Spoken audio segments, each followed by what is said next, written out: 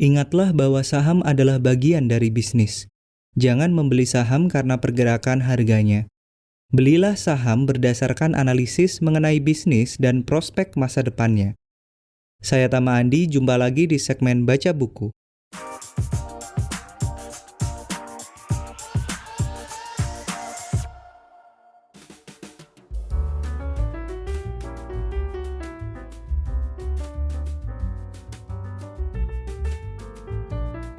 Bab 5, belilah bisnis, bukan saham.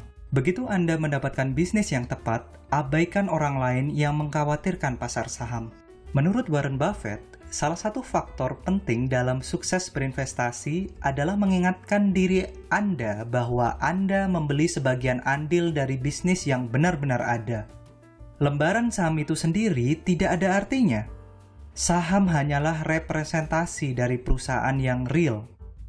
Pada saat Anda berpikir tentang portofolio Anda, yang harus difikirkan bukanlah Bloomberg, tickers, atau tabel-tabel di Wall Street Journal.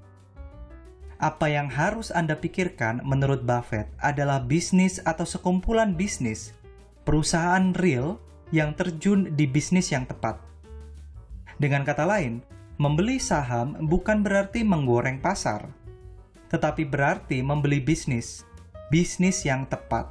Dalam jangka panjang, bisnis yang tepat hampir selalu berarti kekayaan.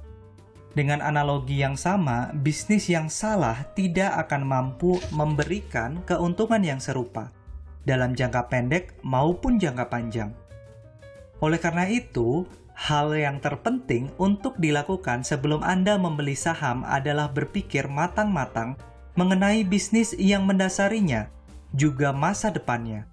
Dan memandang diri Anda tidak hanya sebagai investor, tapi juga sebagai analis bisnis. Tetap perhatikan harga tentu saja, tapi berikan lebih banyak perhatian pada nilai. Harga dan nilai semestinya sangat terkait, tentu saja. Tapi dalam banyak kasus, harga dan nilai bisa tidak berkaitan. Nilai tumbuh berdasarkan apa yang dilakukan oleh bisnis, seberapa baik kinerjanya jika dibandingkan dengan pesaing, skala operasinya, dan bagaimana faktor-faktor tersebut diproyeksikan ke masa yang akan datang. Investor yang cerdas adalah orang yang memilih bisnis-bisnis bernilai berdasarkan penilaian semacam ini. Dalam hal investasi, Buffett menekankan pentingnya kinerja dari bisnis di balik investasi. Apa yang dikerjakan, sebaik apa pengerjaannya, dalam pengertian relatif maupun absolut. Investasi tidak pernah menjadi hal yang emosional. Menurut Buffett, investasi selalu merupakan hal yang profesional, business-like. Kinerja bisnis adalah kunci dalam memilih saham. Pelajari catatan kinerja jangka panjang setiap perusahaan yang ada dalam keranjang belanja Anda. Pada tahun 1985, Buffett menganalisis perusahaan tekstil terbesar di Amerika. Dan penghasilannya dari tahun 1964 sampai 1985, saham perusahaan tersebut dijual dengan harga $60 per lembar di tahun 1964. 20 tahun kemudian, harga sahamnya tidak banyak berubah. Selain pengeluarannya yang terlalu besar, bisnis tersebut selalu mengalami kesulitan. Bisnis yang salah, simpul Buffett. Beli dan tahan, tidak berlaku pada bisnis yang salah sejak awal. Kalau diamati lagi, semua perusahaan .com yang bangkrut dan lenyap membuktikan pentingnya analisis bisnis Buffett. Selama masa-masa panas tersebut, orang-orang membeli segala macam saham high-tech yang harganya naik berlipat ganda. Namun mereka mengabaikan nilai dari bisnis yang mendasarinya dan prospek jangka panjangnya. Investor membeli saham berdasarkan pergerakan saham, bukan kualitas bisnis yang direpresentasikan oleh saham tersebut. Perusahaan seperti Global Crossing atau eToys.com pernah menjual saham dengan harga lebih dari $80 per lembar. Sekarang saham mereka tidak bernilai. Buffett tidak pernah membeli satupun saham internet, karena menurut pengamatannya, internet bukanlah bisnis yang menguntungkan, yang mudah diprediksi, yang memiliki neraca dan arus kas yang kuat. Analisis bisnisnya menyuruhnya untuk menjaga jarak paling sedikit 10 kaki dari perusahaan-perusahaan macam ini. Bagaimana Buffett menentukan bisnis mana yang bisa dibeli? Dia mempertimbangkan 4 hal utama. Yang pertama, bisnis yang dapat dia mengerti. Yang kedua, perusahaan dengan prospek jangka panjang yang menguntungkan. Yang ketiga, bisnis yang dijalankan oleh orang-orang yang jujur dan kompeten.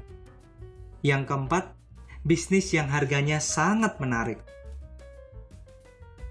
Seorang pelatih football yang konservatif pernah menjelaskan ketidaksukaannya pada gerakan oper, dengan mengatakan bahwa ketika bola dioper ke pemain lain, ada 3 kemungkinan yang akan terjadi, dan 2 diantaranya buruk.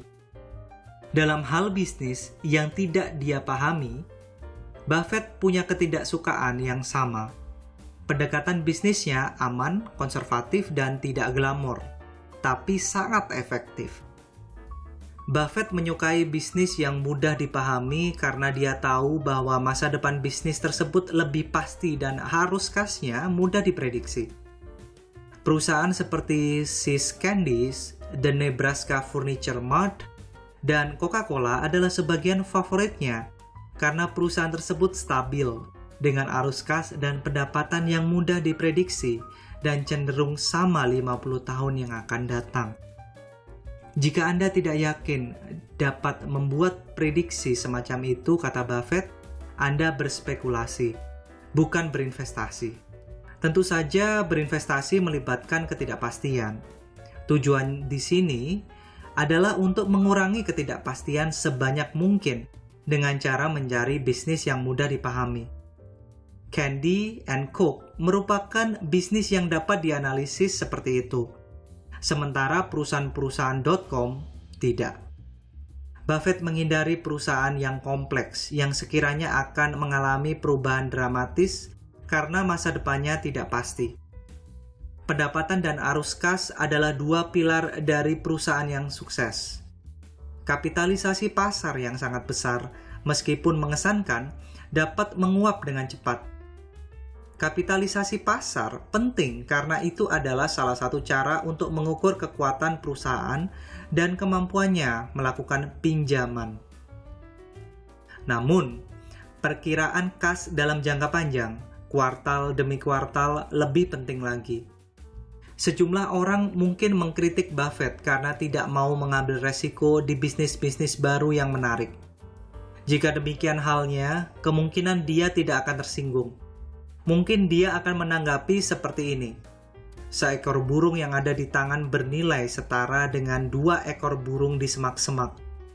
Lebih baik memilih return yang bagus dan sudah diketahui daripada memilih return yang sangat besar tapi juga sangat spekulatif. Lebih baik untung sekali atau 2 kali tapi pasti daripada mengharap keberuntungan dari tembakan bertubi-tubi yang tidak terarah. Carilah kepastian dalam pasar yang tidak pasti, yaitu bisnis yang cenderung berkinerja lebih baik di antara bisnis lain yang sejenis dalam jangka panjang. Dalam banyak kasus, ungkap Buffett, masa lalu adalah indikator terbaik dari masa depan. Mungkin aneh kedengarannya bagi beberapa orang. Bukankah kita telah mendengar tentang laju perubahan yang semakin cepat dan tentang betapa akan sangat berbedanya perekonomian di masa depan jika dibandingkan dengan masa lalu? Buffett tidak sepenuhnya tidak setuju dengan penilaian ini. Dia hanya tidak mau melakukan investasi berdasarkan pemikiran semacam itu. Carilah bisnis yang pada saat ini mengerjakan hal yang sama dengan yang dikerjakannya 1 dekade lalu, katanya. Mengapa? Ya, untuk satu alasan, bisnis semacam itu telah sangat berpengalaman dalam melakukan bisnisnya. Dan kedua, Buffett sering menunjuk See's Candy sebagai contoh.